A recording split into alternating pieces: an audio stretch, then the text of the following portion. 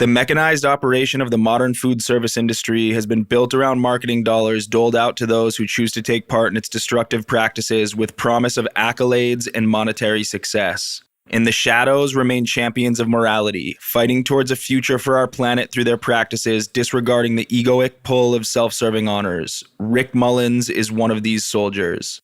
From his shoebox kitchen inside a museum of contemporary art in Kansas City, Missouri, Rick tirelessly champions the use of local products and centuries-old techniques to provide accessible cuisine year-round which embodies its locality. Today on COCINA Pirata Podcast, Rick joins me to discuss how his life shifted to become a champion of local prosperity and the challenges we face in battling the institutionalized practices which are driving us further from homeostasis. Contra la muerte nosotros demandamos vida.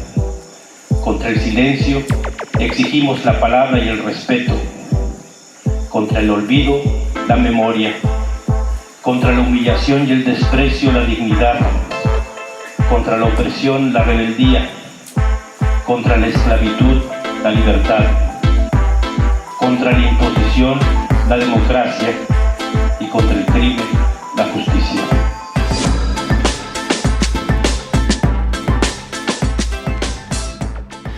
Word up. So, Kansas City. What's going on in Kansas City, brother? Kansas City Springs going on in Kansas City. It's, God, it's so nice right now. This is the best time of the year here, in my opinion. We go through a pretty rough winter in Kansas City. So whenever we hit springtime, it's just the whole city just wakes up. It's crazy. And our last week of winter, or last couple of weeks of winter, it was like negative 25 Fahrenheit here. So it was rough, man. We were ready. So Kansas City's coming back to life. That's insane. Is the weather like similar to Chicago? I've never been to Kansas City, but I've driven through Chicago during the cold, and I'm from Vermont, so I understand a little bit, but it's like similar to Chicago, would you say? It gets hot, I think hotter here than in Chicago. And then Chicago gets a little bit colder because it's further north, but we had a pretty mild winter, it kind of hung around 30s and 40s. But it's always in February when everyone's just like at their wits' end and are just really over winter here. And usually February blasts us with the coldest weather, the most snow and all that. And then, once you get around April, that's, things really start warming up here. So it's a little bit warmer than Chicago, but we have some pretty rough extremes here. Do you like the winter? No, I hate it. It's the worst, man. I can usually hang until about January. My wife and I always make sure that our trips are in February, obviously. And, in 2020, right before COVID, became a deal here in the States, we went to Mexico and spent a couple of weeks there. And when we came back 2 weeks later is when everything shut down. So, we were still in a weird position in February. So we haven't, traveled as privileged as a problem as that might be. But yeah. February is really our time that we try to travel, and we always try to go somewhere warmer because it's just when everyone's spent. They're just burnt out on winter. Yeah, you get that winter thaw, and it's super necessary. The funniest thing is that I lived in Los Angeles when I left Vermont at 18. I moved to Lake Tahoe, and I lived the winter snowboarding life. And in Colorado, I lived in Colorado for a while as well, and then I moved to California. And I miss the winter actually, but now that you're explaining it the way you're explaining it, I don't really know how cut out I am for that shit now. all I have to say, it was negative 25 here. It was negative. That's insane. 25. Yeah, that's insane. Ice, snow, people driving. Just it's a mess. It's beautiful. It's amazing. It's amazing to witness. It's amazing to look at, but it's incredibly difficult to navigate your day-to-day life when you have ice and snow everywhere. And it certainly makes things difficult here, but it's, if you're from here, it's something you're used to. But we're seeing a pretty big influx of people coming from, around the surrounding areas. The more expensive cities, are starting to migrate towards Kansas City, and not everyone's cut out for winter weather, man, or living in winter weather. So Yeah. it's interesting, but it's beautiful, but I get over it rather quick. So Yeah, I heard it seems like an interesting place. Billy, it's crazy that you know Billy. I met Billy in Denver years ago. And even in years ago, Billy was telling me he was I think at the time he was looking at buying a house there. He was living in Denver for a brief period of time. And he told me that Kansas City, like there was a lot of that it was coming up. There was a cool food scene happening there. There was a cool art scene starting to happen there, and that there was a lot of cheap real estate there. So I imagine how is that grow? I mean, this must have been 5-6 years ago. Is it more than that? Probably 8 years ago. Is Kansas City now becoming, or has it evolved in that period of time much more? Like you said, you feel a lot of people are coming there now from bigger cities. Do you see a lot of growth happening in Kansas City? There's two sides to it. Yeah, yes, we are seeing an influx of people, and it's kind of nice to see it coming up like this. I think how do I explain the city? It's a weird place, man. Yes, we have a lot of people coming in, it's definitely sucking the soul out of the city though. Not to get, too political or anything, but the gentrification in the city makes it, I don't know. It takes a lot from it. The city was an artistic city, and it was a food-driven city long before expressions of culture were viewed as the popular thing to do. Like restaurants in Kansas City, like we had Mexican restaurants early on to accommodate immigrant workers, building railroads here. Jazz music, blues music, is huge in Kansas City. So it's always been a culturally expressive city.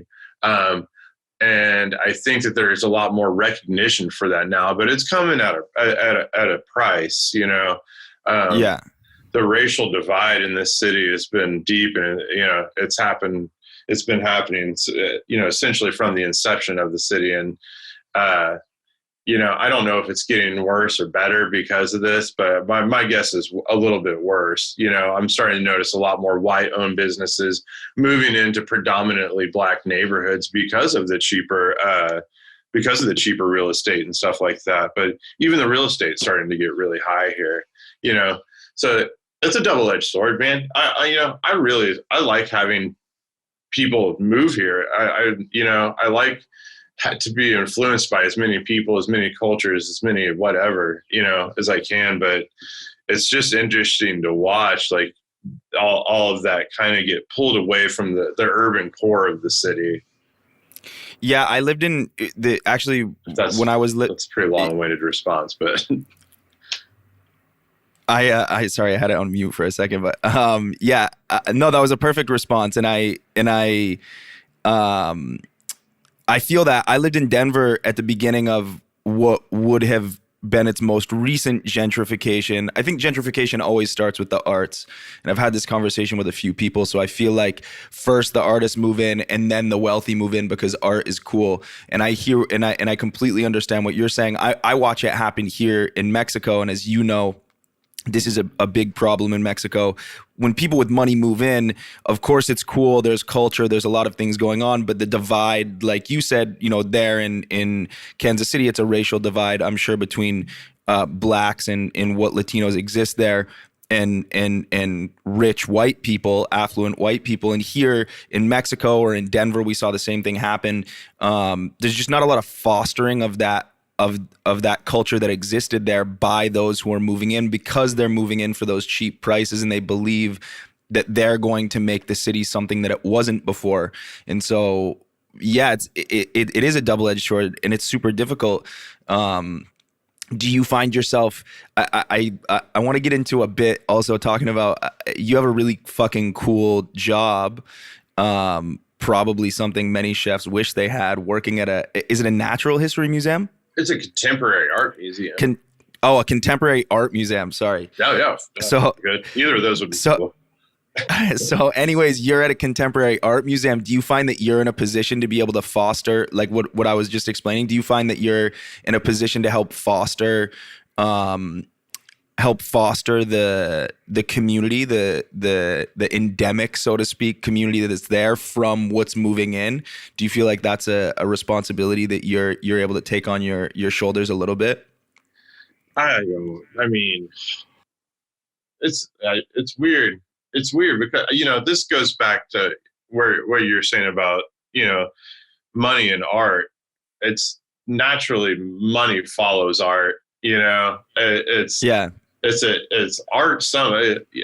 Expression in general has become a wealthy person's game. I think food isn't much different in the United States. Fine dining or finer dining, whatever the fuck that means, I don't really know.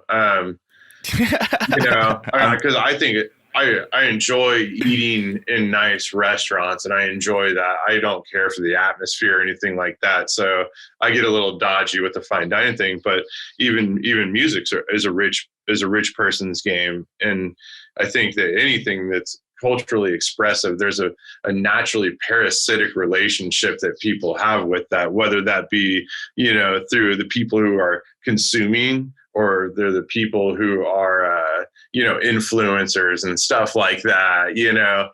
So it's circling back to the question, it kind of, that inherent quality kind of makes it difficult to I guess be socially championing certain things like that, because it almost makes me feel like a hypocrite in a weird way.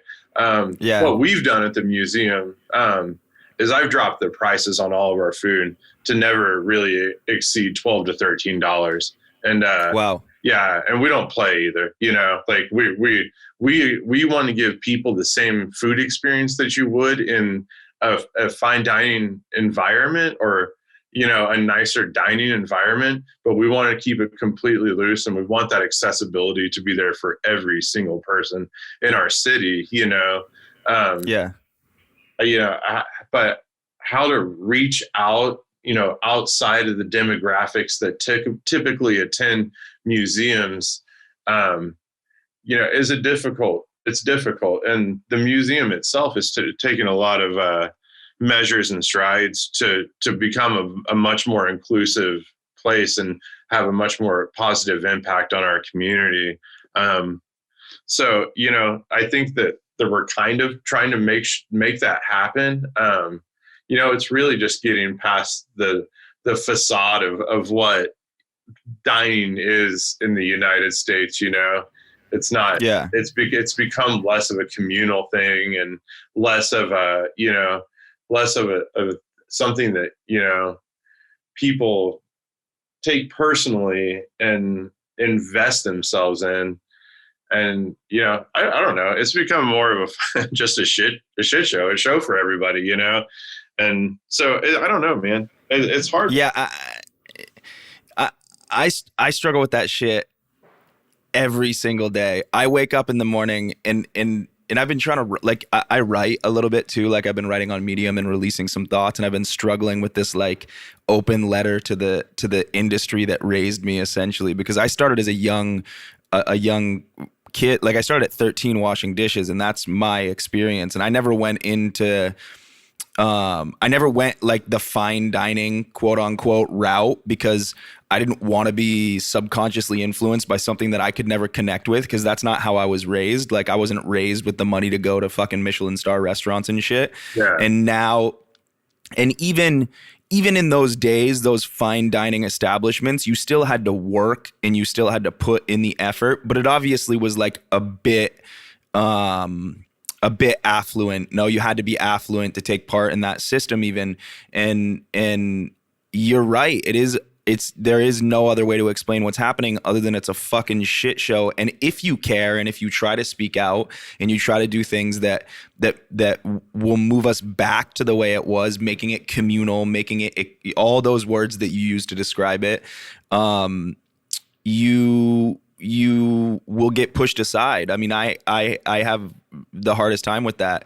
I think that just sticking to the guns of championing those morals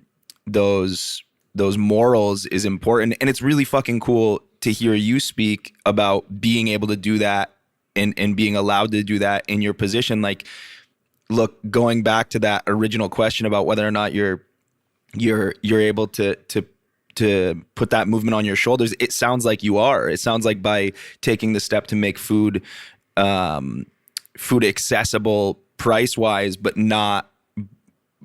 making the level of quote unquote fine dining, which is the fucking worst. You're absolutely correct. It's the worst fucking description for anything in the world.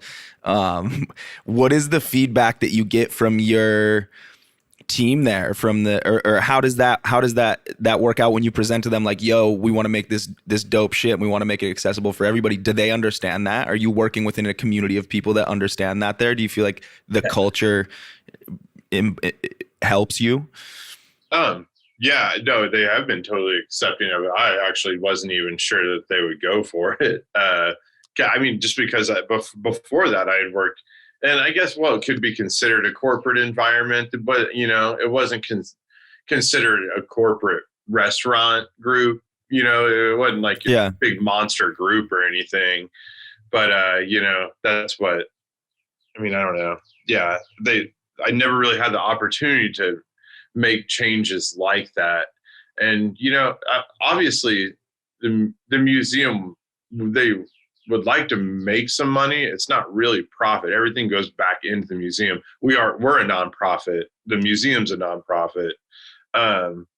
So it's not, I don't know. It's weird to explain the dynamic of that to people, but because there's a need to make money to keep things afloat, but it's not like for profit. But they were really receptive to it, because we're also under the understanding is that that's good for younger people who don't have as much money, and for the students of the art school that is directly across the street from us, it makes sense. And then the people who do have money that come in will buy more than one dish anyway, So we're still going to make that same money that we need. We're just going to have the ability to, spread it and for everybody to be able to do it, though I think the lowest cost, like I think we have something like $4 is like the lowest cost, so it's kind of, that's pretty fucking, that's pretty fucking gangster. Actually, I don't think you can get water in many art museums in the country for $4. There's like this, I don't know. There's a way to make this shit work. There's a way to make it where it's not just a total just loss, and it's like these things need to be made accessible to everyone, because like we don't use shit ingredients either, but we source almost everything locally with the exception of seafood. And like that helps us. I mean, it actually helps us keep our price, keep our costs down. So, I decided, it's not maybe as much about, expanding our profit as much as it is making it accessible, because what's the coveted demographic for restaurants that people really, really want to figure out? It's the 20 to 40 year olds. It's the younger people. That's who you want in your restaurant. Because, restaurants are temporary unless you understand longevity. And longevity is capturing that younger generation. These people don't want to go fucking spend $135 for 7 courses of micro food, like it's just not, I don't know. I love doing course dinners. I love cooking like that. I just don't love charging people that much money to do it. It's kind of silly. So yeah, and I don't think you have to, and that's like, it's great to hear you say that using local product is the way that you access a lower price point without losing money, because there's a big movement of restaurants and chefs who claim to be working with local product who clearly are not. Because if you go, you're 100% right. You can absolutely make food accessible. And it is not the fucking consumer's fault. And that's where a lot of these people place the blame. But the reality is that chefs, I think traditionally the way chefs think about creating food is that they think about a dish, and probably, you know, I was guilty of this in the beginning until I moved to a rural, like very rural area here in Mexico, was that traditionally you think of a dish and then you bring all the fucking ingredients that you know you can get from everywhere around the world. And maybe you're going to use something local, but a lot of people talk about cooking locally, or, you know, Los Angeles is a big proponent of like farm to table, quote unquote, which is also another stupid term, but they say they're cooking farm to table, but maybe one of the ingredients in the dish is local, or maybe 5 of the ingredients on the menu are local and the rest are brought in from somewhere else. So that is the fucking key, absolutely, to keeping cost low, and then, like you said, accessing that longevity in business through the younger generation. How does sourcing locally work for you in the wintertime, or what do you do in the wintertime to buffer? Sourcing in the winter sucks. Like I always said, so we were closed for 7 months for COVID. We were closed from March to October last year. And it was a trip because in March, you're still getting rid of your sweet potatoes and all of your squash from the winter. And then October is when all that shit starts. So like in 2020, I ended with sweet potatoes and squash. And then I picked right back up at sweet potatoes and squash. It sucked, man. It gets more difficult here. There are a lot of people who do, a lot of farmers that'll do storage, because I have a tiny kitchen, so I have barely any room I can't just hoard stuff in there really. But we also turn to a lot of preservation techniques, you know, fermentation. We turn to pickling.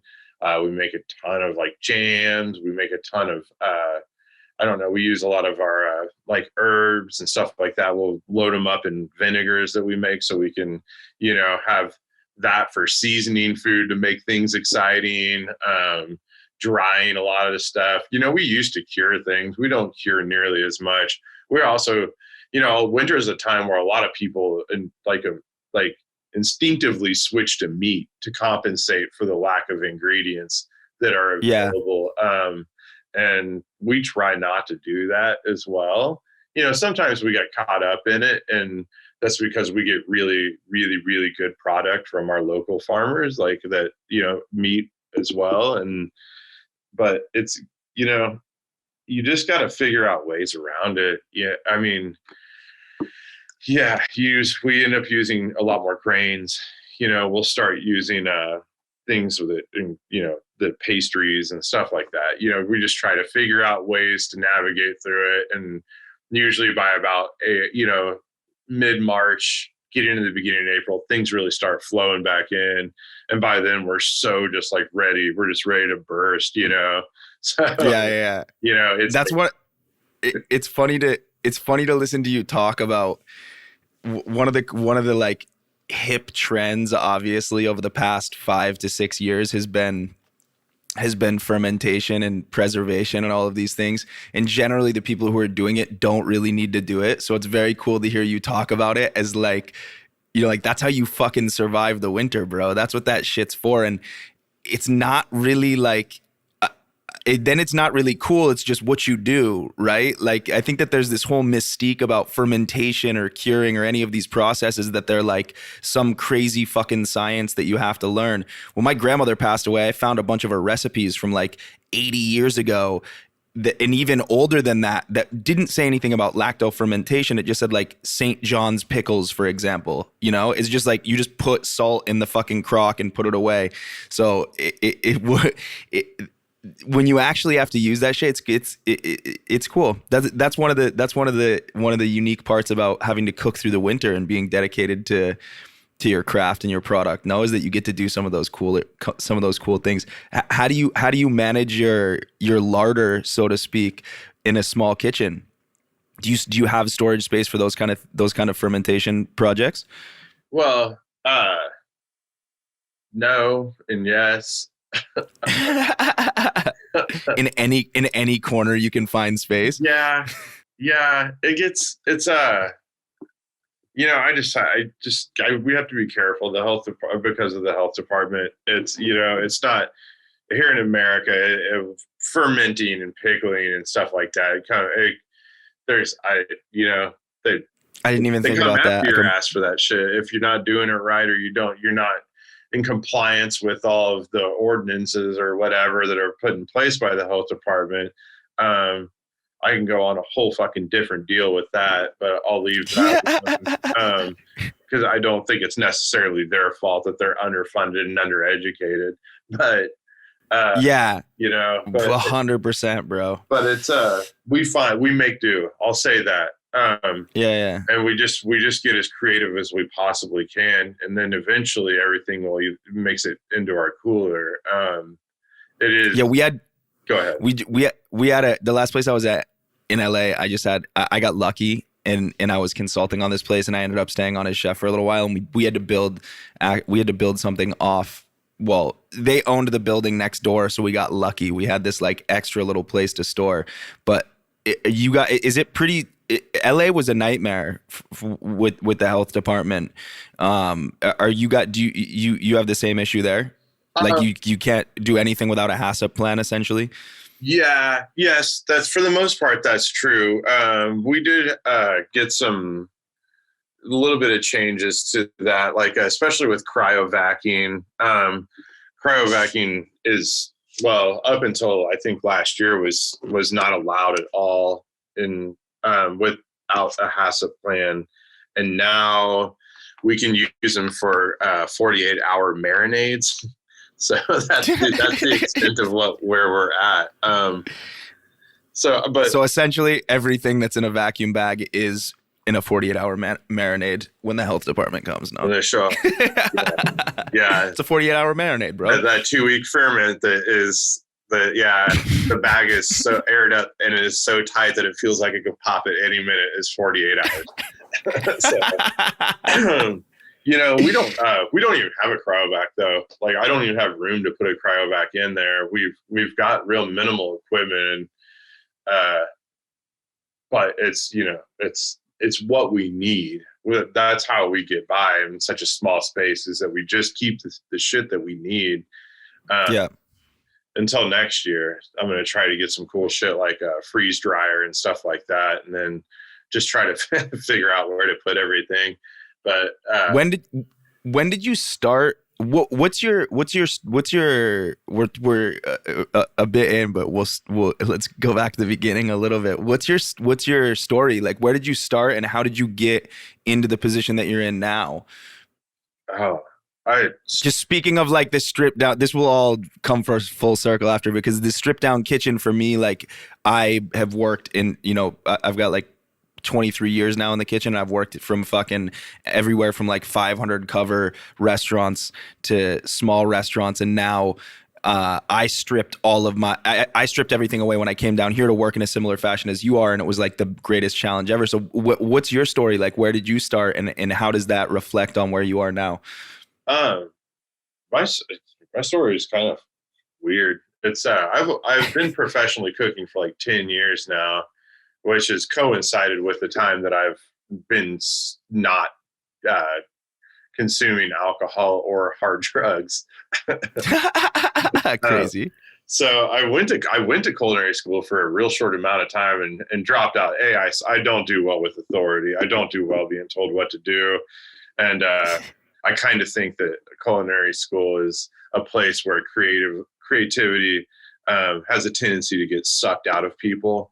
I think it teaches you to be too like rigid and too one way.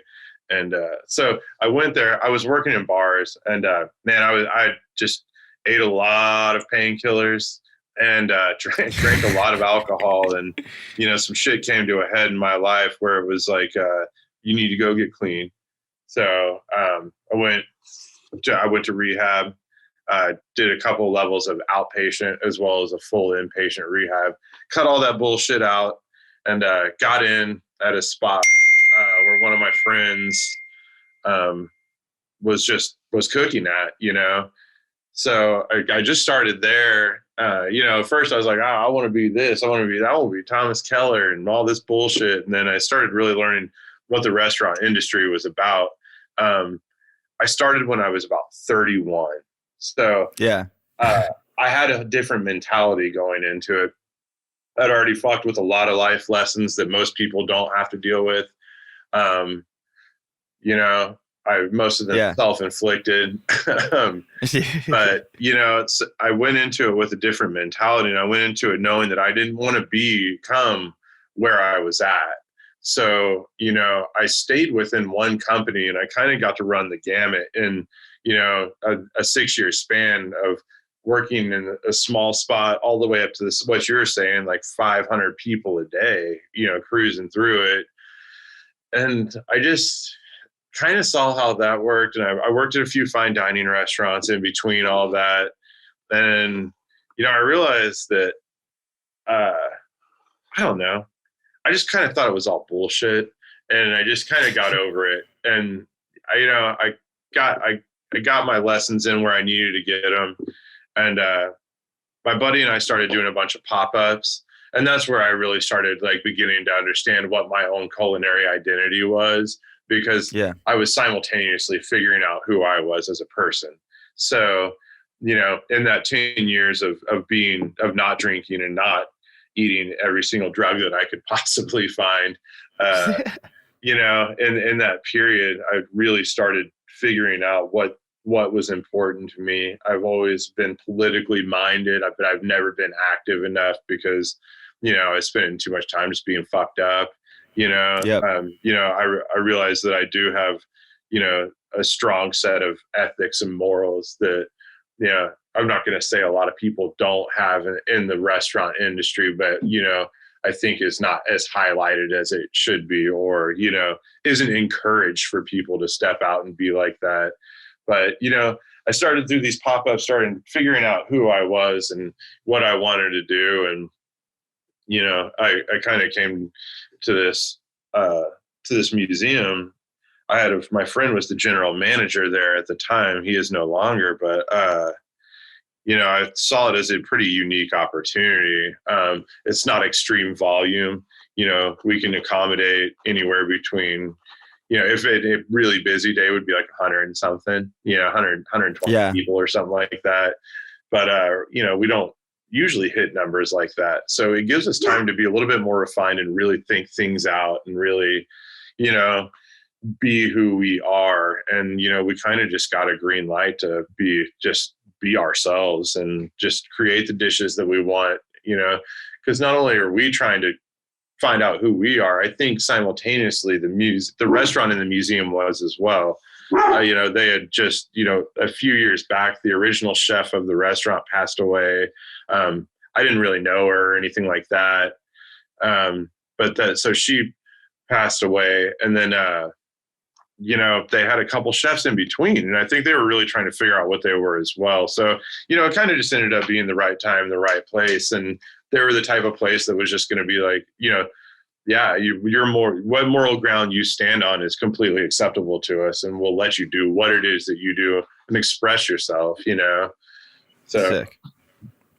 That's kind of how I got to this place. And that's a real abbreviated story, but no, it's great. It paints a good picture. And do you find, so the place that you were working in, this like long journey that you went through, the place that you worked at for a long period of time, you said it was a bit corporate. So I'm sure that you guys had all the all the shit that you thought you needed, right? Like all the tools, all the equipment. Do you find that now, being in this place where you're allowed to be fully,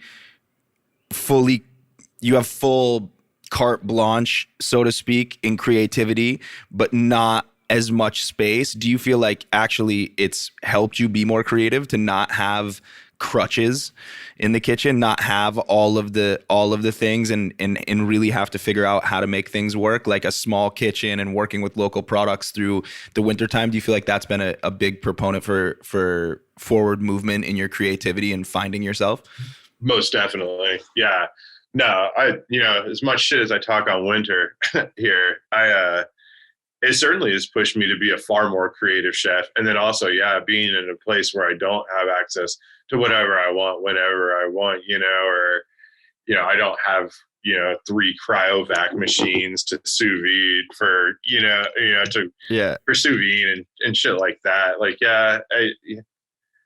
at first it felt like a little bit of a handicap, but, I've been there now almost 3 years, and like, it really has kind of taught me how to be better at what I do and to be creative about how I go about doing it. And, it's also been I've been able to learn to appreciate ingredients and learn how to be respectful towards ingredients, because like, I also don't have the luxury of mass storage for food either. So I'm really limited on what I can purchase, time to time, because I don't have anywhere to put it.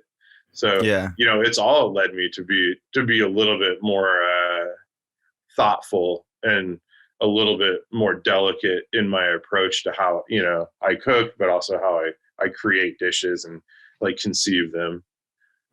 It's funny because I don't know if you've had many chefs come work with you, but essentially when I moved down here and I started Pirata, it was like I'm getting rid of all of the toys and all of the tools. So I had like a charcoal grill, like we use like the charcoal that you buy here locally in a comal, and one hot plate, and that's how we created everything. And so when I first did that, the first month of me being in the kitchen trying to create a menu, I was like, fuck, like I was just shunning all these old tools that I had to use. And like you said in the beginning, it's frustrating, but then you learn to start to be delicate. Like I fucking hated, I never really cooked squash that much, and it's endemic here, calabaza. And so I didn't really know what to do with it other than the things that I had seen done with it in the past. And in those kitchens, you always go to your, like I said before, you always go to your crutches. No, like, let's just fucking throw it in the oven with some honey or in cinnamon or whatever the fuck you do. No. And so anyways, outside of product, I've had chefs come into my kitchen from outside. In the first year, I invited a few chefs. And then after that, I just realized it was too much of a pain in the ass, because I would invite chefs and they'd be like, where's this? Where's this? Where's this? Where's that? Like asking me all of these things. And now when I go and cook, I'm also a more thoughtful cook when I go do collabs with other chefs, because I don't ask for anything. I just see what they have, and that's the way I create. And so I don't know if you've had a similar experience where like you go into these places now and you're like, what the fuck? This is mad. Now when I go into a kitchen that has all these things, I'm like, what is all this bullshit here? All this is just fucking taking up space. I could do so much with this space. Do you feel the same way now when you look outwardly at other kitchens or cooks or chefs? Yeah, definitely, man. Well, like last year when I went to Mexico, I actually went to Puerto Vallarta to meet a friend and do a collaboration dinner with him and another friend who was from Mexico City. And, I wasn't sure what to expect. So what I do, and I do private dinners in people's homes every now and again, people that I like, not just any fucking random person. It's not really, my thing, but, like I always ask for people to either send me pictures of their kitchen or just a list of what they have. That way I know what I'm working with when I go in there initially. Because what you're explaining to me, like what you were working with, like the absolute minimum, sounds like an absolute blast to do. Yeah. Like that. I do like gadgets and stuff like that, man. Like I was talking about the freeze dryer earlier, but that'll be a preservation thing for us as well. So it'll have more than one function of just doing really neat shit with it. But also, that shit's not necessary, like I love that shit too. Look, I love the toys too. Yeah. But it's not necessary. And it doesn't make you a better chef. It doesn't make you a better cook. It doesn't make you better at what you do. It just gives you another avenue to do certain things. What makes you a better chef or a better cook is how you look at that and how you allow that to manipulate your creative thought process and, what that outcome can be. And like, being able to figure out how to show the most respect to an ingredient while using that tool, Yeah. if you're looking at things like that, while you're using tools like that, then I think these tools are completely acceptable to use. But at the same time, if you can't go and fuck around on a Kamal and a grill, and that be like what you have, then you should also reconsider your relationship with cooking and understand that cooking is a much more primitive thing than what it's made out to be in fine dining establishments and culinary schools.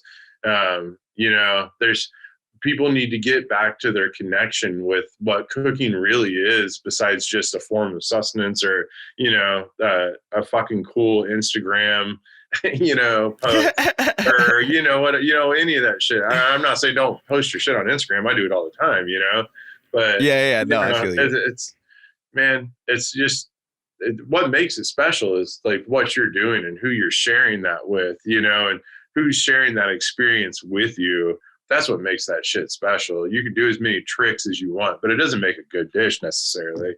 So. Yeah, I mean, I think that we're headed towards a very difficult time in this industry. I, for one, am fucking super tired of even hearing the word chef anymore, because to me, that's not even what it is. Because now, if you can call yourself a chef if you've got an Instagram profile and you make food at home and take pictures of it, like, you can call yourself a chef. So that word holds no weight. And what I see is I see a lot of young kids. For example, I don't really take stages. I don't believe in having people work for free. So if someone comes down here and they want to work with me in Pirata, for example, I would invite people and I would pay them, and then I'd be like, well, you're going to get fired if you can't hang, right? And anyways, the kitchen was me and one other girl, so it would be just an experience for them. But I had, for example, someone come who had experience in some of the best restaurants in Europe and had 8 years in the kitchen and couldn't, for the life of him, could not accomplish one single papaya cut that I wanted that we did, because a lot of the work that we do is very simple and it's respecting the product. And some of the ways you do that is just like using your fucking knife really well. So we were, there's a specific cut on a papaya that he just could not get right. And the girl who works for me for 3 months, who's a local girl, could do it perfectly. Well, when he came in the door, his first question to me was like, can you teach me how to ferment? Can you teach me how to cure? Can you teach me how to do all of the modernist technique that you use? And I was like, let's get the fucking papaya cut right first, bro. You know what I mean? Like fuck all the other shit. Just, that's what you need to learn, And I think that we're getting to a point where kids are learning the toys. All those toys are cool. Like you said, they're cool. But if you don't know how to, you have to understand how to do all the basics first, and then you can get the toys, because then you can even understand why they're necessary or if they're necessary. And so I'm a little bit, honestly, I'm a little bit dismayed at what the future holds in food. And I hope, guys like you can help push that forward in the United States, at least, communicating the importance of product and working with limited resources. How many cooks do you have in the kitchen? Do you find, are you finding a similar story there? Like, do you deal with some of the same shit as cooks there? No, I prefer not to fuck with kids from culinary school. To be honest, it gives people an expedited sense of importance, and that, like, just because you graduated culinary school doesn't mean that you're actually equipped to be a chef. And I actually agree with you on the chef thing too. I make no one call me chef. And I also, when people do call me chef, I correct that. And I let them know that that's not my expectation. And not only is it not my expectation, it's my preference that you not call me chef. Because it's bullshit. And I don't really believe in the hierarchy. We're a collaborative kitchen. We have titles. We have titles designated, because of that's how that shit has to work, I guess. That's how pay scale has to work. Since I don't own it, I guess I'll say that. Yeah. It's not necessarily my place to tell them that that's not necessarily appropriate, but like, to the people who come in, I don't, it's never like people are like, yeah, chef. I'm like, don't do it. You don't need to do that. My name's Rick. It's that fucking easy. Like, let's do this together, But I usually, right now it's just me and one other chef.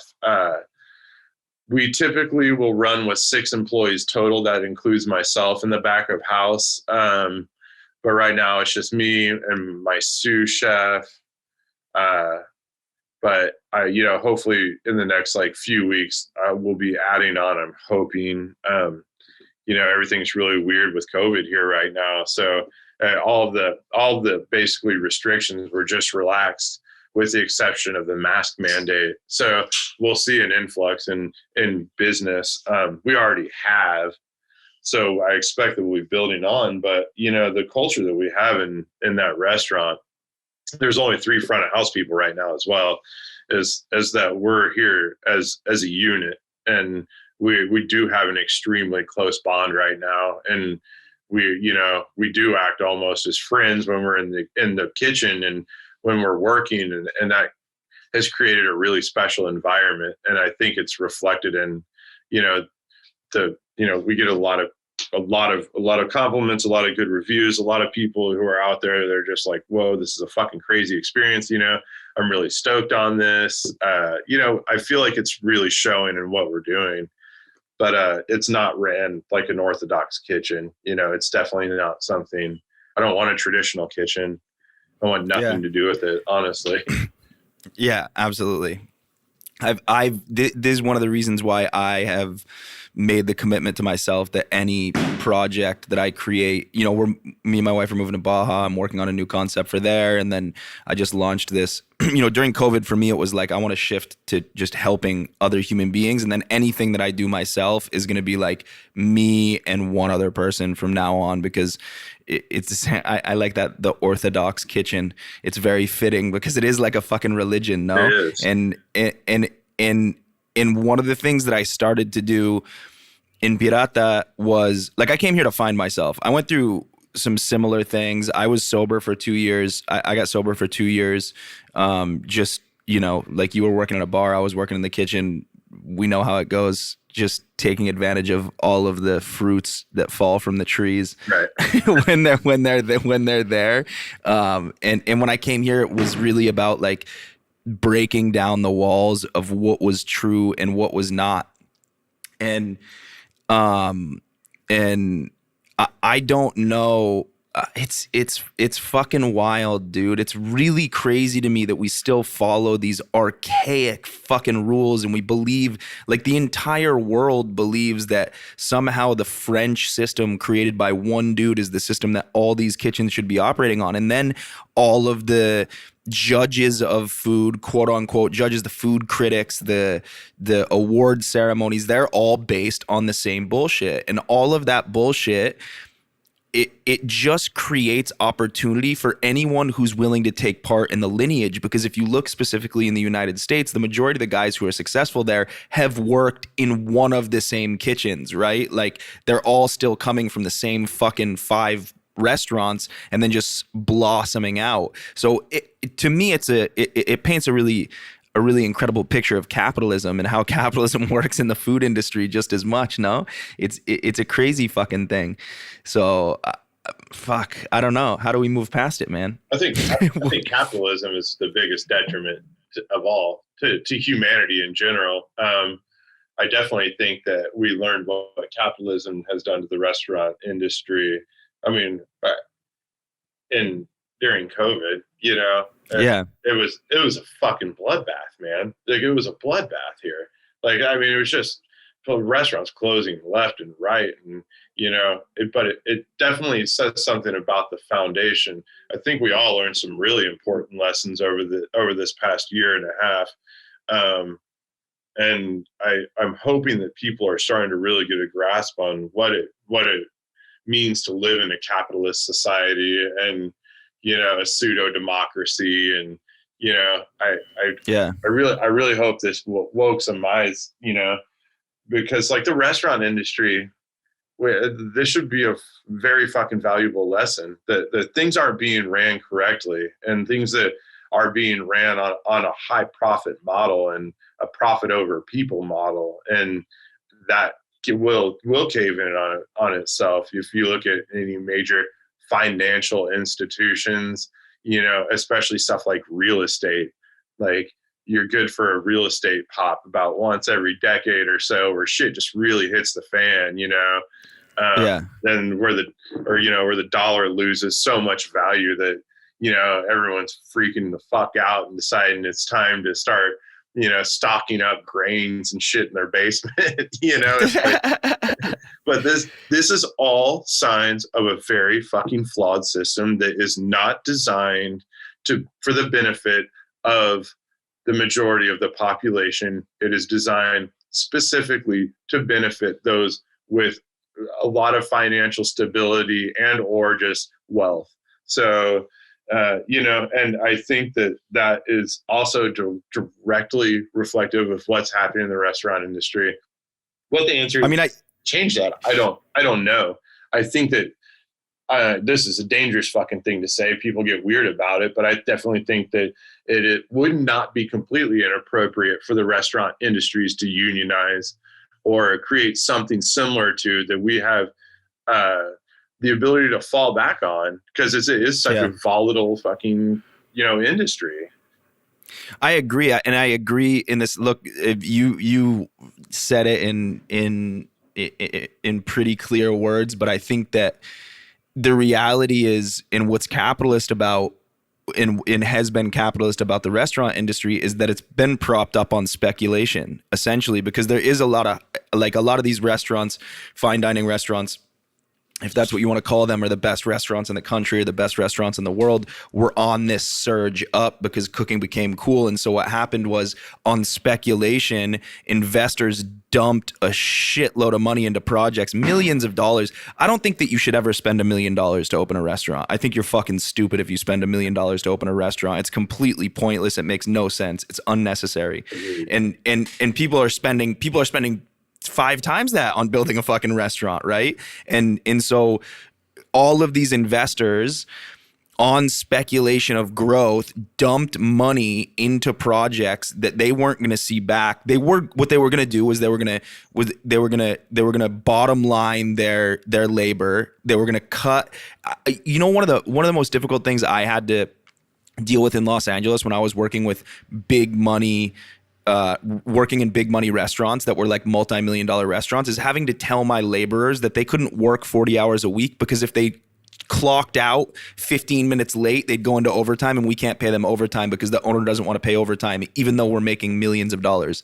And so the problem that I see really happen, because I don't know if you saw the Independent Restaurant Coalition, which is not a fucking independent restaurant coalition, but this thing that all these guys started was, their talking points were that they have net 30 terms and they need to pay off their product. If you're in 10% profit and the restaurant closes, and then they say like their profit margin is 10%, whatever, right? So if you're in 10% profit and the restaurant closes tomorrow, you should be able to pay off your net 30 terms on food, or you should be able to fucking pay your food in advance if you're selling it that day, right? So clearly that's not what the problem was. The problem was they were over investing and they need money to pay off their investments. And these dudes are still driving fucking BMWs and living in the fucking Hollywood Hills. Their salary was probably $80,000, $90,000 a year. They weren't cooking on the line. They were walking around with a clipboard. They probably weren't even creating the fucking food that was on the table. And they were paying their staff $15 an hour or less to work in the kitchen. And so this was really the problem. The problem is guys like fucking cooks is what we need. We don't need chefs anymore. We need cooks. We need cooks to step into the kitchen, and we need cooks to take the reins back on this shit. And we need people who want to invest. First of all, if you're listening to this and you want to start a restaurant and you've never worked in a restaurant, don't fucking do it at all. It's not, unless you're dedicated to it, unless you want to put the time and effort into really bleeding for what you're building and what you're selling, it's not worthwhile. And so if you are going to do that, look for a fucking cook. Don't look for a face. Don't look for a cool Instagram page. Look for somebody who wants to support the growth of those below them, and also work. Like, that's what's going to get us out of this, is work. And so Yeah, I think that the problem is speculation. There was a lot of speculation built about cool shit, which is what capitalism is. No, like it's what the stock market is. We're just betting on tomorrow, and so that's where the collapse came. I think. No. Yeah, the fucking. I mean, let's get on a real level here. Like, the entire concept of money is ignorant and flawed. And so how could any of this shit possibly work out? Let's say this: the money, much like religion, and much like all of these things that carry so much weight in our life, are all created by human beings, right? All human beings are flawed. Show me a human being that says they're not flawed, and I'll show you a fucking fool, man. Like, flawed, and there's nothing wrong with that. It's what makes us special, is what, it's our quirks and shit like that. Like, but like, we're not equipped to create systems that are meant for the entirety of the population. We're just not. It's just not, human nature doesn't allow for that. So like the idea of money, I mean, A, it's fucking ridiculous, but B, it's also created by human beings. So naturally, this isn't going to work, like, and I think we're starting to come to that realization when the majority of the world's wealth lies in the hands of so very few, and the rest of us are, left living in whatever our concept of middle or lower class is. Like it does, like it fucking matters, I mean, in a sense it does matter for the day-to-day struggle, but ultimately in the big picture, you could lump all those people into the entire same category because the eventual treatment will be the same. So as far as restaurants are concerned, it's just a bunch of fucking people with money who needed somewhere to throw it. And they thought exactly what you're saying, that this was the hot trend. This was the thing to do. But clearly, they didn't do enough research, it's a flawed industry, and it definitely, it's at the mercy of literally everything that surrounds it. So I don't know, circling back to what you're saying about if your idea is to open a restaurant, don't do it. I'm not sure I couldn't back you more on that, like unless that's really unless you're willing to spend that type of time, and it's, you're in the understanding that you're not pursuing popularity and you're not pursuing, getting, I don't know, fucking awards, and all that shit. If that's what's not on your mind and you really want to dedicate that time, go do it. If your idea is just to go in and you think you're going to pull some James Beards or whatever stupid fucking irrelevant award system, is out there, you're going to pull from that, then you should find something else to do with your life. Yeah, absolutely. I mean, it makes sense to some extent that that people with money would go after, first of all, something that's perceived as a luxury, where they can, because what I did a lot of consulting, and what I saw a lot of times was, even recently I did a consulting project, and it was the same thing. It's like a place they can bring their friends and show them off and say, oh, this is my place, come eat for free, let's have a good time and drink all the fucking wine and take advantage of all these people's cheap labor. And then the other thing is that we're commoditizing food, and we're commoditizing it in a weird manner. Like we're making it more valuable because of the plateware, or because of the walls, or because of the chairs that you're sitting in, or the glasses that you're drinking from. In reality, like, those are nice things to have, but it doesn't add any value to the food. The hands and the labor do, and the experience might, but like, I've always looked at pricing, for example, in a restaurant from the perspective of there's an ethical way to price food. And if my food cost is below X, if my food cost is sub 20, I can probably charge a little bit less for my food. Like that, like that's morally correct for me to do. Like if I'm like super sub 20% in food cost, I should probably be charging a little bit less for my food. And I don't think that, and I think that people take advantage of the fact that, like, putting something on a nice plate, for example, or in a nice setting, for example, you can charge more money for it. And I always go back to this thought that, like, if you took a fucking, you know, we can use Mexico as an example. If I took a fucking taco off the street outside of Puyol, and then I went into the kitchen in Puyol and put that on a fucking plate in Puyol, you could charge whatever the fuck you wanted, and everyone would say it was incredible and that Enrico Olvera is a fucking god for creating it. And you could charge them 500 pesos when you can buy it for 7 pesos out in the fucking street. And so this is the weird thing that's happening. And it is dangerous, because we're making food, we're making a human right a commodity.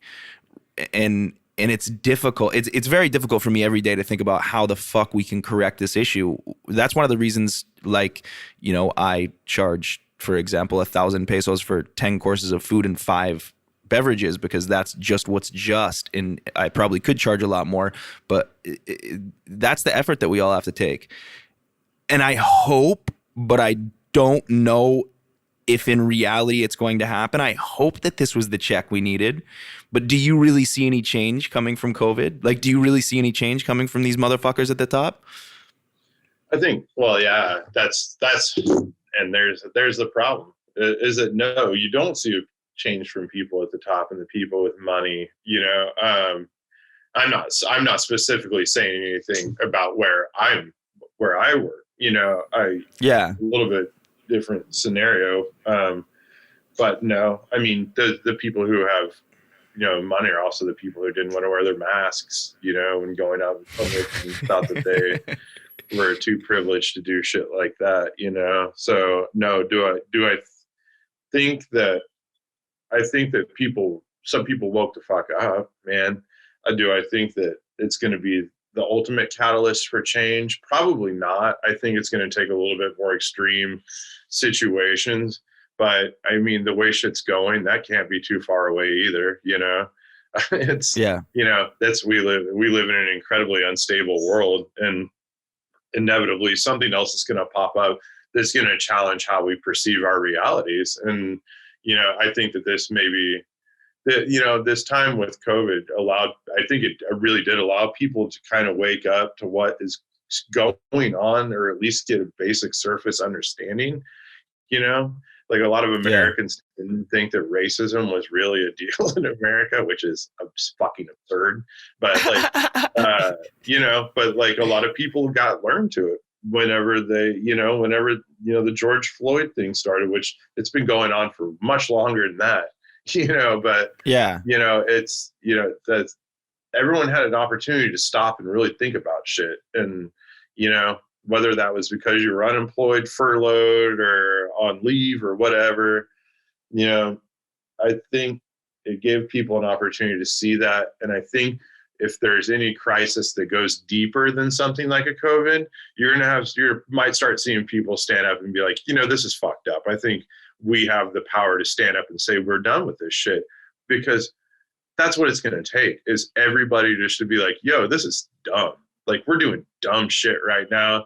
And it's up to us to say, hey, we don't want to fucking spend our money here. We don't want to put our money where, you know, these monsters live, and do this shit. Like, we have the ability to make that change. Unfortunately, humans are so good at being complacent and like having amnesia that they just like forget about this real shit happening. And it takes very, very, very traumatic experiences to get it stuck in people's head. So I don't think that the billionaires and shit like that's going to change. I don't think Jeff Bezos fucking grew a heart over this whole incident. If anything, he just got richer and more of a piece of shit, you know? Yeah. But I don't know. I think it allowed what would be considered the quote unquote common man, common person, you know, to really have an opportunity to evaluate what was going on, for better or worse, you know? Yeah. Yeah. And I definitely do. You know, one of the things that sucks about the way the United States handled it is, like, also in the end, the money that was distributed was fucking absurd the way they distributed money in the United States. It makes absolutely no sense to me. Like why money was given out so freely the way it was. It kind of does make sense. The stock market was going to crash and Donald Trump wanted to save the fucking country, right? Or wanted to save his ass, not the country. Yeah, he wanted to save himself. Right. And so, but my hope is that the other thing that's difficult about the situation is that like now we live in the age where information is so fucking rapidly changing every single day. You're getting a new piece of information that, you know, when shit jumps back, maybe people are going to go right back to their old ways. And I think that one of the to go back to something you touched on and you said a lot of people get weird about, I think that you're fucking absolutely right. A union is what can solve a lot of problems. And it's hard for people to see specifically now because the loaded gun always is like socialism or communism. No one understands what those two fucking things are. If you want to understand what those things are, please read, for example, the Communist Manifesto by Marx so you can understand it was a fucking theory. It wasn't ever like a legitimized business plan of how a government should run. It was a fucking theory, and someone took that theory and turned it into their own, and that's how Russia and fucking China exist, if that's what you're scared of. But you have to understand it was a theory. It wasn't really like, you know, it was a theory of how human beings can coexist and how human beings who work in an industry can run that industry. And those were the movement, like, you know, the anarchist movement in Spain, for example. There was many examples of when it worked. Unionization seems to scare people, but the people it scares is the wealthy, and the wealthy will paint any picture that they possibly can to explain to you why that's not the right way to go and why it takes away your freedom to be part of a union. But I really don't. And I don't know. I mean, how the fuck do we make a restaurant union? You know what I mean? Like, how do we unionize something that is inherently independent capitalism? You know, from how do we do that?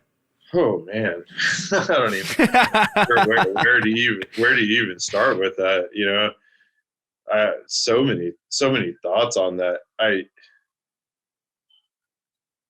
mean, I guess you look back at who's doing it currently, which I don't know of anyone else besides California, and that's speaking on complete ignorance. I don't know what other states, you know, have unionized restaurant workers, or if that, you know, I feel like it's something we should look at, but we also maybe take a look at how other, you know, businesses are unionized. But like even then, that comparison is not a safe comparison to make, because it really is unlike any other business, you know, besides maybe bartending or you know, bars and shit like that. So yeah, it's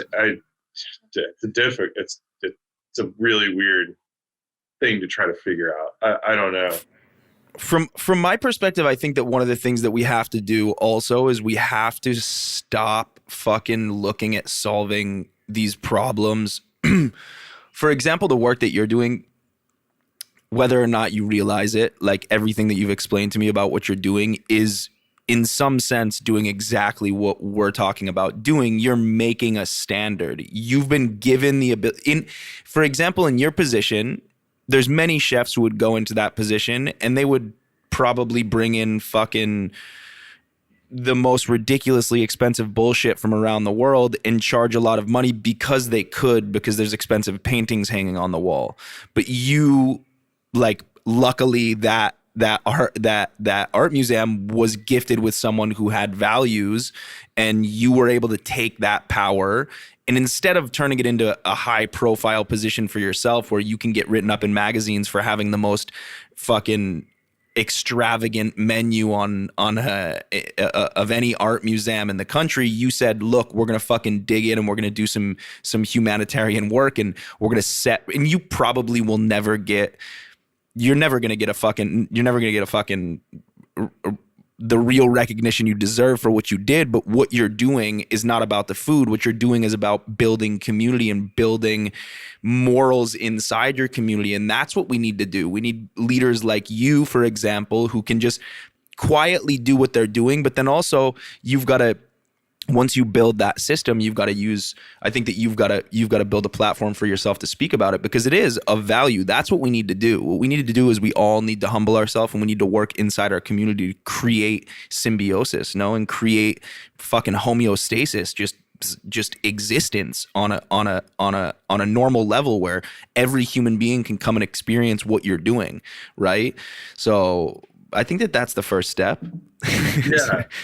Yeah, I mean, sure, man. I think that there's a bit of an issue with honesty in the industry, and a lot of people like to throw those catchwords around, like sustainable and ethically driven and shit like that, and it really is going to be about being straight up about it and showing that that's what you're fucking about, man, because like you're saying, man, anyone could have stepped into my position and like, I'm gonna get truffles. And I'm fucking definitely, I'm anti-truffle. Like I am anti-truffle. I fucking hate that shit. I find that's like almost like a point of activism for me. I'm just like, truffles away, man. It's lazy. Like it's lazy, and the carbon footprint of that is enormous. The fucking crimes that go behind truffle hunting is fucking enormous. The real cost of people is shit, and it's like, why do stuff like that? There's really, really special stuff that is growing here and naturally occurs here and is indigenous to this area or grows wild in this area that is so special.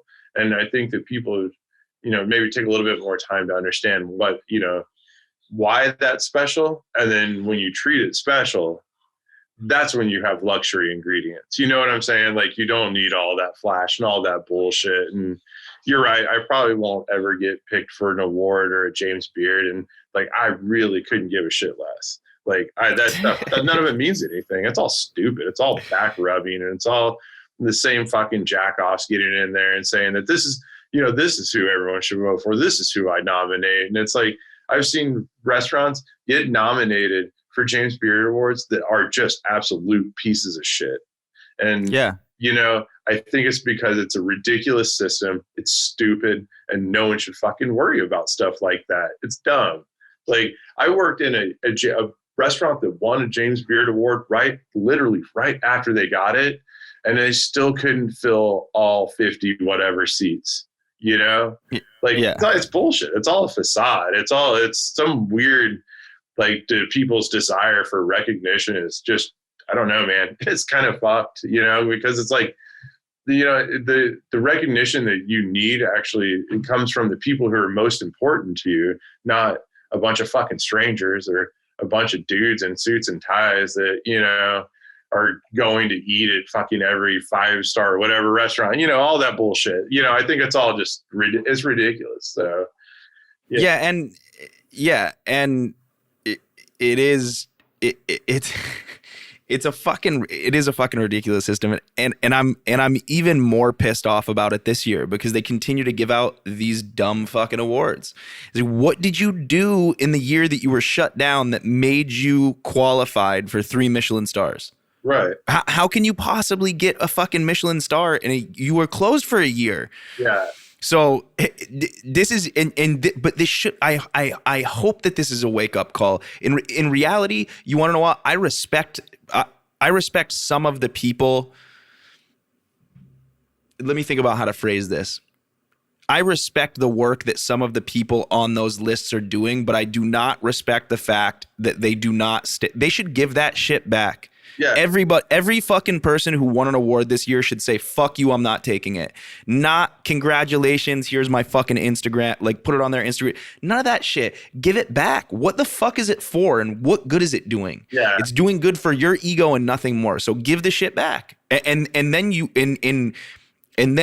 we can start to move forward. Then we can start to have a conversation about how we can fix this problem. But we can't fix this problem until the ego is drawn out of this thing. Right. And look, I've made this statement a lot. Like I started when I was 13 years old, and I'm a fucking cook. Like that's what I wanted to do. I wanted to be the best cook. I never thought about being a chef. I never thought about having a fucking Michelin star restaurant. I never thought about any of that shit. So my goal was to be the baddest fucking cook in the world. My goal was that any kitchen I went into within a day I was the best cook in the kitchen and I knew how to do everything there. Like that was what my goal was. In volume, like I could do volume like a motherfucker. So if you want to have a competition where you give out awards, let's go. I'll go up against any fucking cook. I'll go up against any one of those chefs. We'll each have, we'll do, you know, it'll be 5 of us. We'll each have our own restaurant and we'll each do 500 covers in a night. And like a fire will happen somewhere in the restaurant and all these issues will pop up and who wins?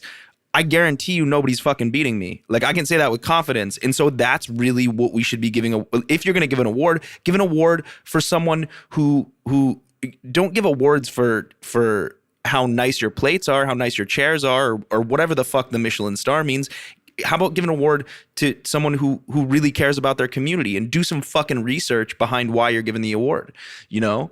Puyol won a fucking sustainability award. They won the award for the most sustainable restaurant in Latin America. Fuck you, dude. That's not true. It's just inherently not true. They do 250 covers a night. That's, you know, because you're a cook who runs a restaurant. Is it possible to be sustainable at 250 seats a night? Not really. Not really. There's the answer. When you have gas stove, French tops and shit. No, fuck no. Like I went into that kitchen, the Pollo kitchen, and my wife and I ate there with a couple friends when we were in Mexico City 4 years ago. And I mean, it's fucking beautiful. I'll say that.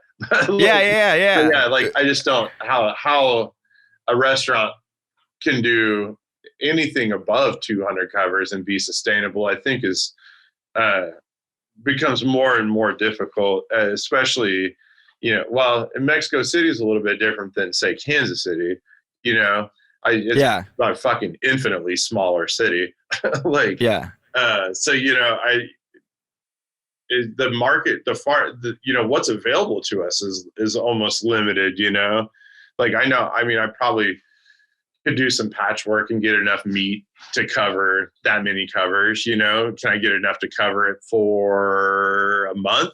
I doubt it.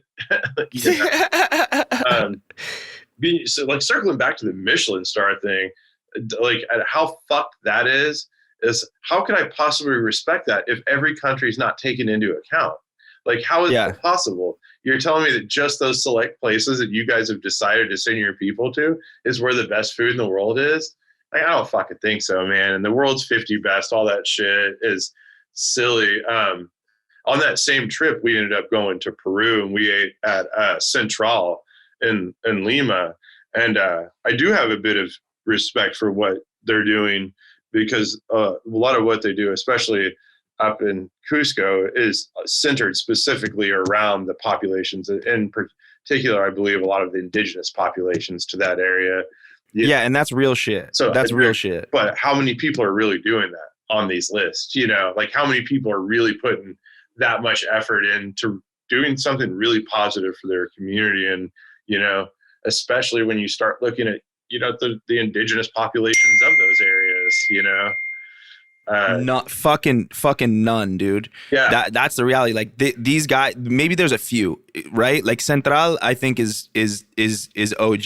Like I think that shit's legit, and I respect the fuck out of the work that they're doing for sure, because what they're doing is putting the humanity first before the food, right? Right. And that's what we have to do. Like you said, putting culture first before the food. But what's happening in the majority of these places? First of all, the world's 50 best is fucking stupid, because unless you eat at every restaurant in the world, you can't say that one is better than the other. Yeah. And we're giving awards for something that's completely personally subjective. Right. No. Exactly. Like it's perplexing. Look, I think we talk about that for the fucking rest of our lives and probably not see any change. But and of course, like, dude, I love gadgets. I think that beautiful kitchens are incredible. And I don't think that it's wrong to have nice things. Right. I think it's wrong to abuse nice things. And I think that we've been given, I think that it's just a fucking runaway train. I think that that's what happened. I think it's okay that there's nice restaurants, that there's fucking super high-end restaurants. But I think that when everybody starts using truffles, for example, in every fucking restaurant across the country, you're right. That's damaging. Can you have truffles once a year? Fuck yeah, do it. Enjoy it. But do you need to have truffles 3 or 4 times a week? Fuck no. You shouldn't. And then it loses its value. It loses its inherent value by the fact that everybody's got it. And so I think that I don't eat octopus. I'm on the beach and I see every fucking restaurant here serving octopus. It all comes from fucking Veracruz or Baja California, right? And none of it's from here and everybody thinks it comes from here. I just don't eat octopus in general because at this moment in time, because I just think that it's one of the things that we're overfishing, and you see it on every seafood menu. Do I think that it's wrong to eat octopus? No, but I think that we've abused our privilege to, and for that reason we need to stop doing it. And that's the point. It's like, this is why we can't have nice things. That's the statement, you know? It's like, right. Now nobody gets to do it. Now everybody fucked up so much that no one gets to do it, and we got to start over again. And once we can give back to the fucking planet, first of all, which is diminishing very rapidly, and no one understands the amount of energy that goes into producing something, and you're not getting the equivalence in energy out, that's a detriment, and that's how this world falls apart. So I always say this with the caveat that, like, I do believe that you can have nice things. We just can't have them right now. Right. We just don't deserve. We're on timeout. You know, and else I love octopus. It's actually it's something that I cook really well. It's something that I enjoy cooking. It's definitely my favorite seafood. It's my favorite seafood to cook. It's my favorite seafood to consume. I just don't do it very often at all because, I mean, like, the octopus that we get here is from Spain. Like, yeah, we're not getting octopus. I mean, unless someone has a source of something closer, but, like, you know, there's a heavy cost to that, you know, so it's a pretty rare thing for me to ever have. But I will say straight up that I fucking absolutely love octopus. It is my favorite. And look, you do the work that's required to allow you to put that shit on the menu every once in a while. That's fucking cool, dude.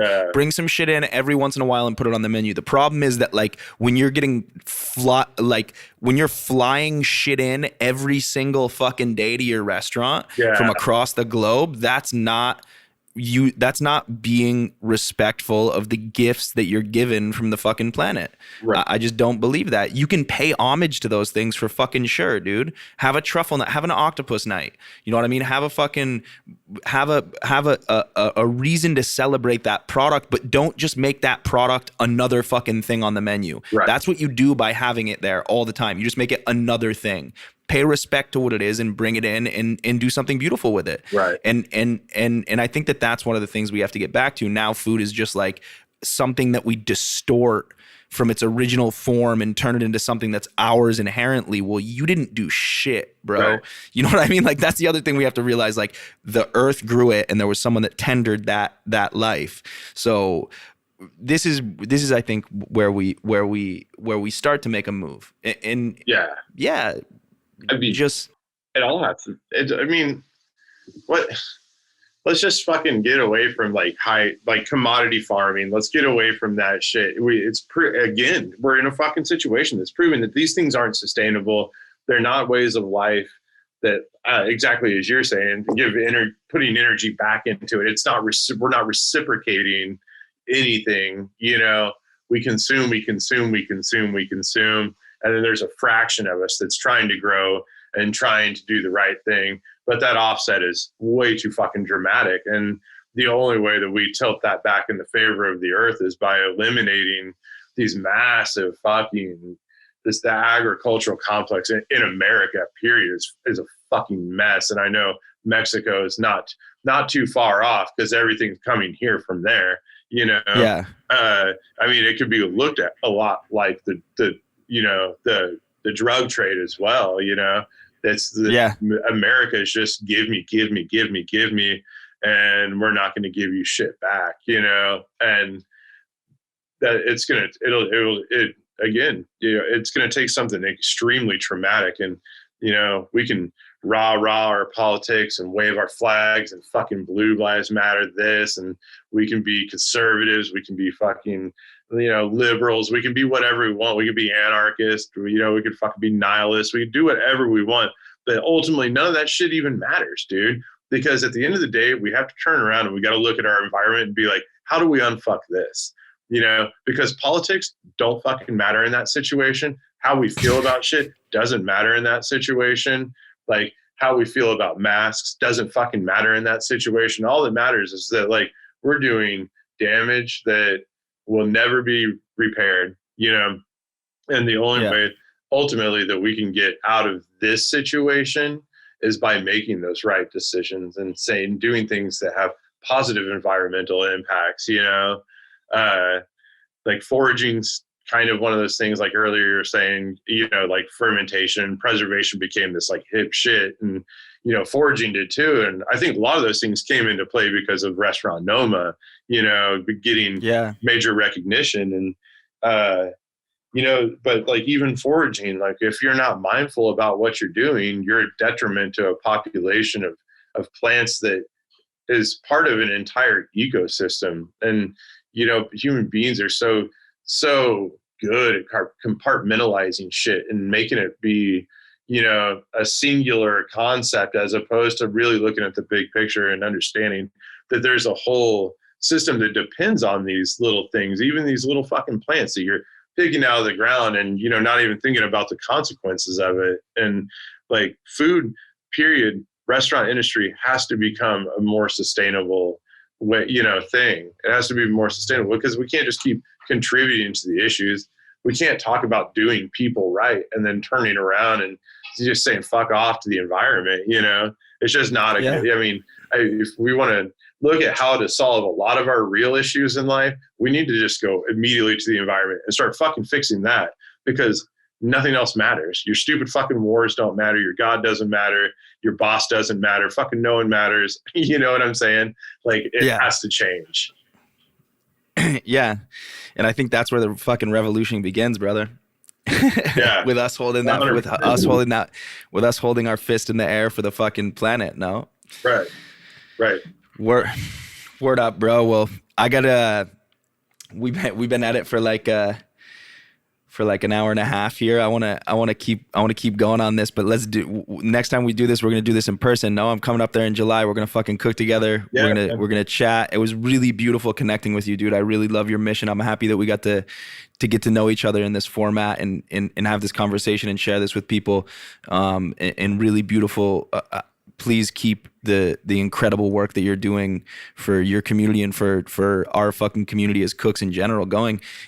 Let everybody know what's up with where you're at, where you're cooking at, what you've got coming up. What's the next movement for you guys once the doors come off, and where everybody can find you on social media and whatnot? Well, I'll cooking at the Cafe Sebastian inside the Kemper Museum of Contemporary Art in Kansas City, Missouri, not Kansas, Kansas City, Missouri, just to be crystal clear. Not that I have love for KCK, but, I'm just going to be, for real, man, I'm just going to be there cooking and trying to represent this region, and trying to share that and expose it to not only the rest of the country, but, the world, however I may do that. And, just trying to get dinners lined up outside of the country and in other cities with other chefs, just purely for fun and for educational purposes. Just because I want to learn more about food and culture so I can grow as a person. But, other than that, man, that's really what's going on. We're just trying to make shit happen here in Kansas City. So sick. And then as far as social media game, man, I'm on Instagram and that's it. And you can find me at Endless Avenues. That's all one word on Instagram. And yeah, that's the story, man. I'll put your link in the show notes, and we're definitely getting you down to Mexico very soon. In the fall, we'll put something together. Oh, yeah. I've got some cool shit going on in Baja, so stick around 2 minutes after I clip this. But once again, thank you so much, brother. I really appreciate your time, and I really appreciate what you're doing. I hope everybody can get out there and see what you've got going on there as soon as the doors open back up on this fucking madness. Yeah. Awesome. Thank you, brother.